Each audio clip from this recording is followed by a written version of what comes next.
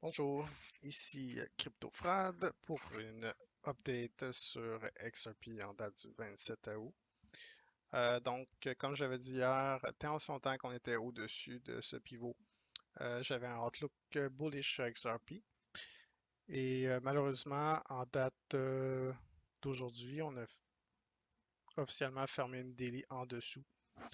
Euh, Moi, ce que ça me dit, c'est que le prix est sous pression et qu'on risque d'aller plus bas, là. Je ne m'attends pas à ce qu'on descende en ligne droite. Je m'attends quand même à ce qu'on ait des rebonds. Comme aujourd'hui, on a eu un rebond sur le IMA 55 avec cette wick-là, ici. Euh, et le fait qu'on s'enligne pour la retester aussi rapidement m'indique que c'est plutôt bearish.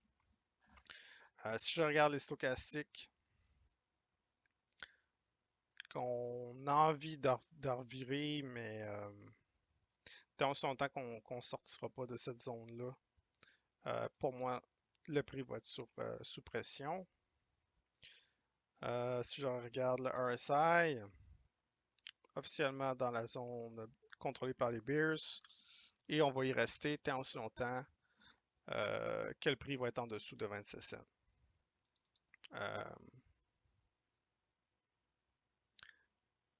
Ensuite, euh, si on va sur la weekly, on va tasser ça. Il reste encore 3 jours à la weekly, et en plus avec la fin du mois qui s'en vient, euh, je crois que la meilleure chose à faire en ce moment, c'est d'être patient et d'attendre une bonne entrée. Euh,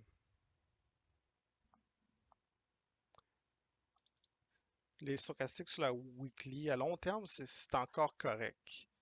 Euh, Tant si longtemps qu'on n'est pas en bas de 65, les choses peuvent rebondir. Le RSI, par contre, j'aimerais vraiment voir un rebond sur le Simple Moving Average. Euh, on peut voir que le RSI va cross si on ferme une semaine en dessous de 26 cents. Euh, pour les Bulls, les prochains jours sont critiques. Euh, Ensuite, j'avais parlé de XRP BTC, j'avais dit que le prix allait probablement descendre face au Satoshi. Euh, oui, effectivement, aujourd'hui on a perdu le support à 24,08 et on a encore le momentum pour descendre encore plus. Donc en terminant,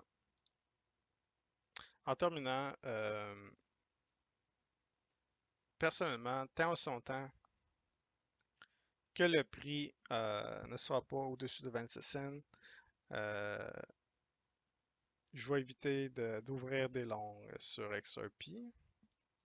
Je vais être curieux, étant donné qu'il reste seulement 3 jours avant la fin de la semaine et 4 jours avant la fin du mois, je crois que le meilleur play à faire, c'est d'être patient. Et ouais. Merci pour avoir écouté la vidéo. Et si vous avez des questions ou si vous voulez que je fasse une analyse sur une coin ou un stock, n'hésitez pas à l'écrire. Merci.